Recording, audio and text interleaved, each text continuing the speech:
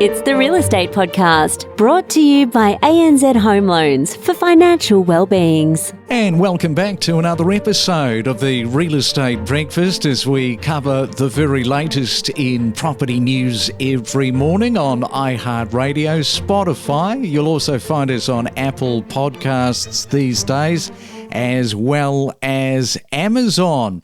And a Thursday morning has rocked up, February the 29th, and we're going coastal a little bit this morning. Manly Beach, that is Manly Beach in Sydney, has snagged the spotlight as TripAdvisor's top Aussie beach.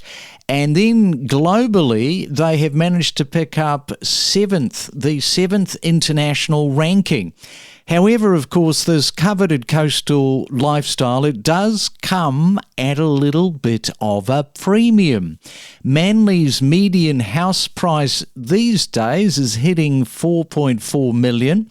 So what PropTrack decided to do was compile a top 10 list, which are the 10 cheapest, yes, I said cheapest, beachside alternatives to a Manly beach, but considerably less costly. Now, I like these sort of lists because often it throws up suburbs and areas of Australia that you might not have heard of before, as well as it gives you this sort of pause to consider and think, hey, that's something that I could actually afford to buy and create a lifestyle for my family and me. Or conversely, no, still too expensive. Well, this morning we're catching up with Luke Dawson from Semple Property Group, and he is in South Western Suburbs of Perth. And a very good morning to you, Luke. Welcome to the Real Estate Breakfast this morning. Good morning, Craig. Yeah, thanks for having me. Excited to be chatting with you. Yeah, well, I like these, as I say, I like these lists because it does throw up these areas. And there were, I think, if we look at the breakdown of the top 10 of these cheaper beachside suburbs, Northern Territory has one, Western Australia, where you are, has two, Queensland has two, and South Australia has 6. Wow. So let's have a look at WA, Golden Bay and O'Sullivan Beach. So there you go. Tell us about those because obviously they've made the top 10. Absolutely, yeah. So, look, the coastal lifestyle is certainly one of the big attractions of people looking to buy in Perth. Golden Bay in particular on the list there, sitting with a median price around the $533,000 mark, considerably lower than the current Perth median, which is nudging towards that $600,000. So, certainly a great option for first home buyers, some investors and the like. So, it's a great opportunity for people. Yeah, and it came in at number 2 on this list. Number 1, I haven't heard of the area called Tiwi. It's in Darwin in Northern Territories. And the second one from WA was Safety Bay at $579,000. What can you tell us about Safety Bay? Yeah, so Safety Bay is a little further north than Golden Bay. You'll find Golden Bay is around the Mandurah outskirts, Safety Bay getting more towards the Rockingham beaches. So again, still at a really attractive price point around that $579,000 median. You know, you can pick up a really nice 4x2 home within really walking distance to the beach in both of those WA beachside suburbs. Oh, this is such a good subject, talking about the beach this morning. And the other thing that I wanted to mention is with these first home buyers, with the government guarantee scheme, you know, they're looking hopefully between $500,000-$600,000 getting into the property market. I mean, this is actually in the lane, isn't it? If you look at $533,000 for a beachside property.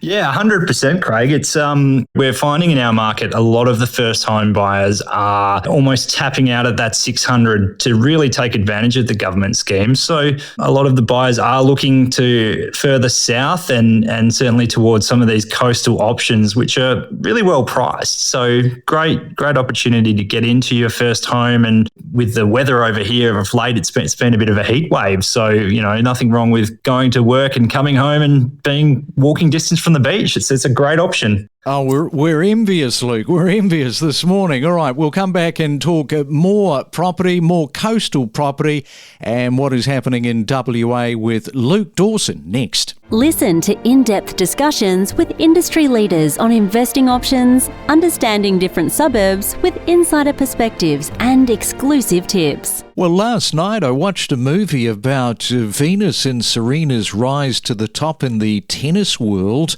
moulded and guided by their father Richard Williams, played by Will Smith. I have to say, what I liked about the movie was the way in which the sisters rose to the top, which was an unconventional way of doing it. And the father was pretty astute when Nike came to the family prepared to pay $3 million, which was a fortune at the time, to sign on the eve of Venus playing her first pro match, but they only had that night to sign. So the father and Venus, they said no, and then 2 months later, Nike paid $12 million to sign her up. So it just goes to show, just like real estate, sometimes the first offer isn't the best offer, and that movie is currently playing on Netflix. Now, here's something to think about. Despite migration shifts and affordability concerns, regional property markets in Australia are surpassing capital cities in value growth. CoreLogic's regional market update is telling us that a 1.2 quarterly increase in regional dwelling values compared to 1% in the cities. And this trend, they say, stems from slow city growth rather than accelerated regional growth. Notably, WA and Queensland boast standout performers like Albany and Bunbury. However, Tasmania's Launceston and Devonport saw declines. So overall, with this report, regional areas with diverse economies like WA and Queensland continue to attract buyers, driving market resilience. Don't navigate the real estate market alone. Let us help guide you in the world of real estate every day. Make better informed decisions with the latest news and insights. And it is a Real Estate Thursday. We are back talking with Luke Dawson, who is talking also about coastal property, the top 10 cheapest beach suburbs. And I guess we should sort of step through some of these others. Perhaps, have you got the list in front of you? Perhaps you can rattle some of those off for the listeners, Luke. Yeah, well, certainly I'm not overly familiar with the Adelaide suburbs, but, sitting below the WA ones on the list, you've got suburbs like Taparoo in Adelaide, Christie's Beach, Osborne, then Deception Bay in Queensland and Ballarat in Queensland. I hope I'm saying those correctly. And down to sort of Shellicks Beach and Seaford in South Australia on the top end of the top 10 there. Yeah, and if you have a look at the price range from the cheapest to the most expensive, you're looking at a range of from just over 520k up to just below 660k. So there's a little bit of a split there. Some of those places, did you know all of them? I've got to be honest, I've not really heard of a lot of them. I guess at the price points, the more well-known beachside suburbs are probably not hitting this list, but, some great options there. Certainly the two WA ones, as I mentioned, are, becoming more popular as the market grows, I guess. Yeah, and it's quite interesting, as I said at the top, with TripAdvisor saying that Manly Beach taking out the number one Aussie beach, 7th internationally. But, these days, 4.4 million to live in Manly, and you can snare one of these other coastal properties for, around 530,000, 40,000. There's a big gap there. That's it. I mean, come over to WA or some of these South Australian suburbs, and you can buy 8 of them for the price of Manly. So, one for yourself and a few investments on the side wouldn't be a bad gig. Exactly. And you were saying to me that you're pretty strong at the moment with buyer activity and multi-buyers in the framework. So what's happening? Yeah, absolutely. I mean, it's the same old story that you've been hearing, but certainly we've just got a severe lack of supply here, and it's no different in those suburbs or anywhere in the Perth metro area, really. So most properties, we're getting a flood of buyers, in the first instance, inquiring, in turn coming along to view the properties at open homes. Most of the time we are dealing with anywhere from, 3 to 7 offers, I would say, is around the average. It's hard work, but it's rewarding, and we're trying our best to help people through that process, particularly dealing with that first home buyer demographic that I mentioned. Yeah, well, I asked you off air how many of these properties you have sold with you and your team there since the new year. You told me 22 properties, so one property you're selling every couple of days. I mean, what were you selling last year by the same time? Considerably up?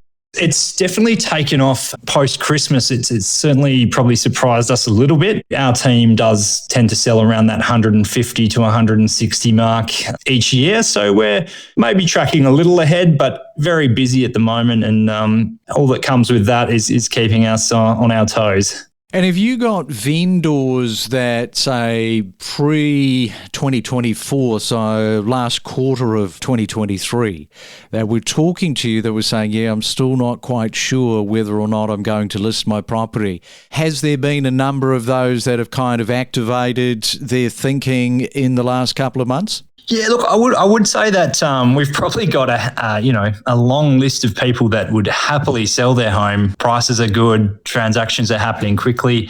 The biggest issue we are finding with those vendors is they're not able to find something so easily. So we're getting a bit creative with helping them through that process. We've had a couple recently where we've certainly enacted some out-of-the-box thinking, things like subject to the seller purchasing a property on their contract of sale. And we're finding that they get really motivated once they've got a contract to sell their property, and they will either compromise on what they're looking at or be very proactive in finding something. So more and more, I think it is starting to get that way where sellers are coming on with options like that. Well, it's quite a different year, isn't it? 2024 has started out of the gates completely different to 2023. It looks like maybe all of the RBA rate rises are done and dusted. That remains to be seen, but thank you for coming on and explaining a little bit about some of those areas, including Golden Bay, which is on that top 10 list. And the other one was Safety Bay. And enjoy, Luke, your Thursday. Thank you very much, Craig. Pleasure chatting.